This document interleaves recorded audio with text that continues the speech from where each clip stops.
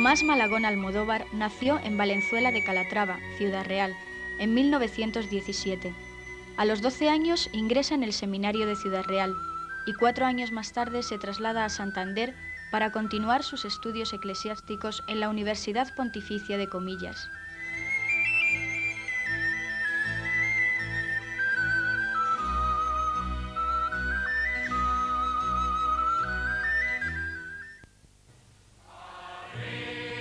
Cuando cumplía 19 años estalla la Guerra Civil y es incorporado al ejército republicano con destino a la plana mayor de la División Galán como meteorólogo. Allí dispuso de 3 cosas: clima marxista, libros marxistas y tiempo. Ello le condujo a replantearse toda su vida cristiana, proceso que terminaría con su vida afirmando aquello de que el cristiano puede ser lo que quiera, a condición de que se replantee todo desde la fe. Aquellos saberes marxistas y la convivencia cotidiana con personas que soñaban con un mundo más justo entregando su vida, le llevaron a una profunda crisis en su vocación sacerdotal y a plantearse muy duramente su conversión. Acabada la Guerra Civil, don Tomás decide volver a Comillas a estudiar teología, con la esperanza de poder aclarar su crisis. Durante los años de la teología, sostendría una dura batalla interna que se aclarará poco antes de ser ordenado sacerdote. En medio de centenares de compañeros, se sentirá solo, especialmente en cuanto al tratamiento de su lucha ideológica. Solamente un hombre compartió con él estos problemas, el padre Nieto. Ordenado sacerdote en julio de 1943, regresa a Ciudad Real, donde a la edad de 26 años es profesor de teología dogmática, rector del seminario menor y canónigo de la catedral.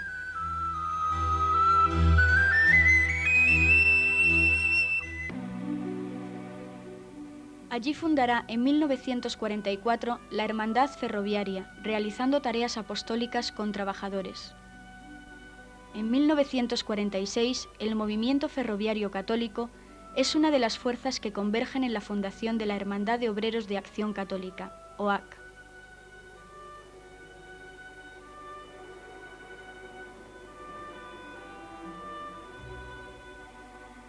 En ese clima de apostolado, don Tomás conoce a Guillermo Rovirosa, inspirador de la OAC, con quien pronto sintonizará. En 1953, Rovirosa le propuso ser conciliario nacional de la OAC. Prácticamente sucedía en el cargo a don Eugenio Merino. A pesar de las injustas críticas del ya, don Eugenio Merino había sido un hombre de alta personalidad mística y eclesial, hasta el punto de que el cardenal Play de Niel le presentará como si fuera él mismo. Habían sido compañeros y tenían en común las inquietudes por la pastoral social. Fue esta amistad de don Eugenio y monseñor Pla uno de los factores que aguantó los primeros ataques políticos de la dictadura franquista contra la OAC a finales de los 40, y no 20 años después, como sostienen hoy Santiago Carrillo y algunos pastoralistas progres. Pero a partir de la muerte de don Eugenio, don Tomás tuvo que jugar desde su llegada 2 batallas: construir un plan cristiano de formación de militantes fieles a Cristo y a la clase obrera, y hacer una organización eclesial que no cayera pasto de sanguijuelas políticas y sindicales, ni fuera un organismo espiritualista.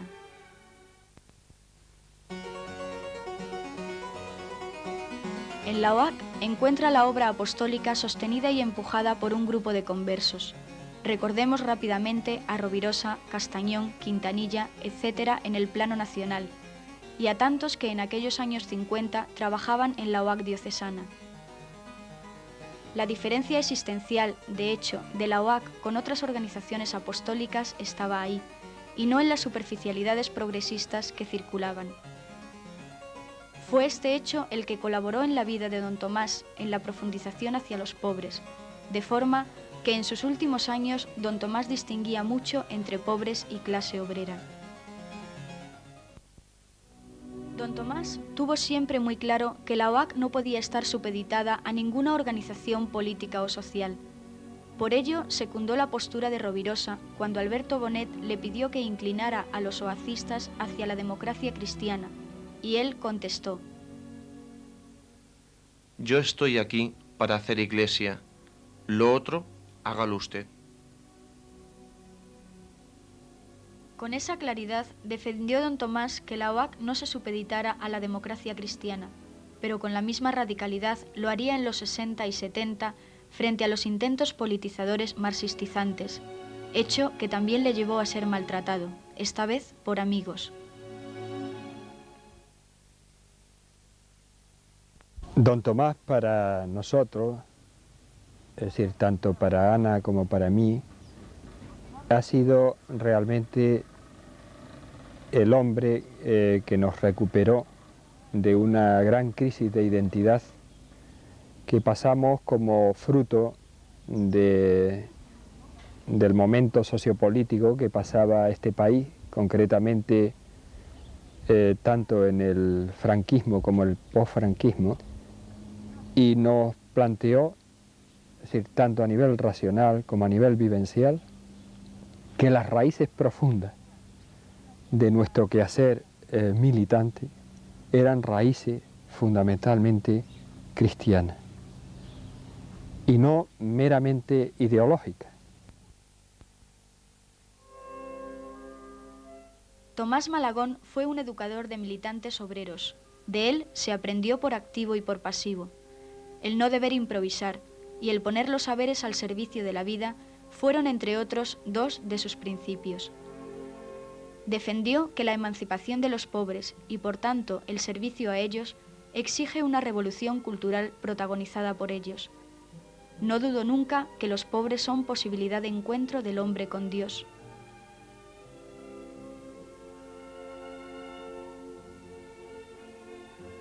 No maltrataba o menospreciaba el mensaje cristiano. De ahí su constante llamada a la espiritualidad de encarnación y su advertencia frente a los que buscan en el Antiguo Testamento razones para las metralletas. Su fidelidad al Nuevo Testamento le impidió educar cristianos para la violencia, lo que no le llevó a ocultar la necesidad de luchadores. Para él, la militancia cristiana exige una vida de lucha hasta la muerte, y así fue la suya. En cualquier caso, para mí don Tomás, y guiando ya estas anécdotas, ha sido en la historia, creo que, de mi vida, una persona que ha marcado profundamente mi vida, sobre todo en el sentido de pensar las cosas. Frente a un mundo en el que todo te llama a que des tu opinión sobre todo y en todo, en cualquier momento y de cualquier cosa, don Tomás fue un maestro, y para mí fundamental, en el silencio. En el silencio no cobarde, sino elocuente, en el silencio del pensamiento, en el silencio de la reflexión, en el de pensar. Que en esta vida uno pueda hacer militantemente algo bien hecho si se dedica a ello. Y su vida es una demostración de que él, militante,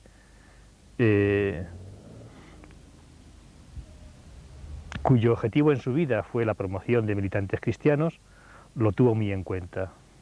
Es decir, su vida fue un ejemplo de esto que acabo de decir, de que la promoción de personas, hombres y mujeres, para la Iglesia, constituyó en su vida el motor fundamental de todo su quehacer. Todo lo que él dejó en trabajado, escrito, va en esa dirección. Afirmación de la identidad cristiana como superación de todo complejo. Por eso, en don Tomás encontramos el amor a Dios en su vida de pobreza, entregando su excepcional inteligencia a los pobres, lo que le libra de complejos politiqueros, y su amor a la Iglesia, superador de muy duros trances a que le sometieron los que más quería, lo que le llevó a una muy alta valoración de la Iglesia. ¿Cómo no amarla si le debo todo? En 1963 empieza a desmantelarse la OAC y nace la editorial CICS, Organización Cultural Cristiana, que tendía a salvar del naufragio a cuantos militantes pudiera de las organizaciones del apostolado laico español. Don Tomás colaboró desde su nacimiento y diría que habría que hacer de ella, bajo la responsabilidad de estos, la OAC real. Guillermo Rovirosa sería su primer presidente, falleciendo al año siguiente. Durante estos años y hasta el fin de su existencia, vive intensamente entregado a su misión de formar militantes cristianos. Colaboró con cuantos movimientos y organizaciones apostólicas solicitaron sus servicios, como por ejemplo la Fraternidad Cristiana de Enfermos y Minusválidos, Frater, diversos movimientos juveniles, pero quizá fuera con Mujeres de Acción Católica con quien lo hizo de una manera especial. Con la Semana Impacto, don Tomás pretendió que la espiritualidad laical de encarnación que él cultivaba en la OAC tuviera continuidad en caso de que el franquismo acabara con la OAC. La otra pieza eran los centros de cultura popular, impulsados por él desde Mujeres de Acción Católica, que cumplían el objetivo de centros de interés que tan importante papel jugaban en la estrategia apostólica de don Tomás. Sentía por esta organización un profundo sentimiento de afecto, porque nunca le habían cerrado sus puertas, ni en los momentos de persecución.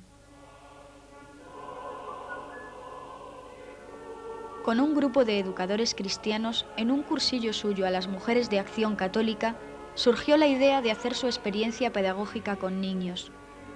Como maestro de escuela que era y gran educador, don Tomás inició la Escuela Equipo, como experiencia de educación comunitaria que hoy continúan sus amigos. En 1980 nace el Movimiento Cultural Cristiano, organización apostólica que pretende dar respuesta a la ausencia de promoción sistemática del laicado, basándose en una radical vida de unión con Dios y con la Iglesia, servicio a todos los hombres desde los pobres, a través de la acción eclesial, cultural y sociopolítica, y una profunda formación militante, traducida en actitudes personalizadas. Por estas razones nació el Movimiento Cultural Cristiano. Don Tomás formó parte de su grupo inicial y de su primera coordinadora nacional. Don Tomás falleció el 27 de febrero de 1984. Don Tomás fue para mí uno de los hombres que intelectualmente fue honesto con los pobres. Él, que fue una cabeza realmente fuera de serie, no dudó en ponerla al servicio de los últimos, sin concertaciones, sin amiguismos, sin dorar la píldora para que los pobres sigan cada día más pobres y se siga pareciendo progresista. Nunca jugó ese juego. Es un hombre cuya pobreza yo creo que se caracterizó precisamente por entregar su cabeza a los demás, especialmente a los de abajo.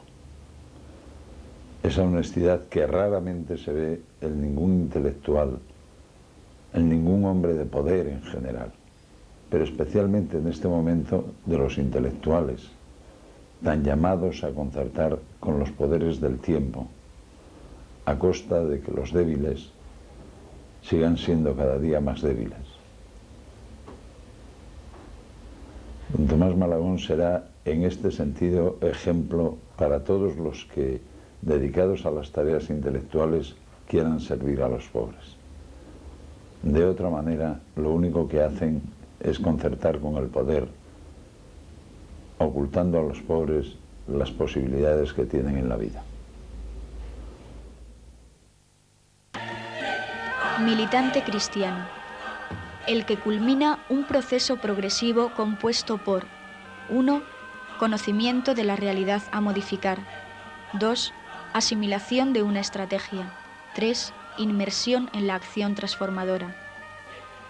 Hace de su vida un proceso de conversión a Jesús de Nazaret, sostenido en la contemplación y la lucha transformadora del mundo, desvinculado de gratificaciones económicas.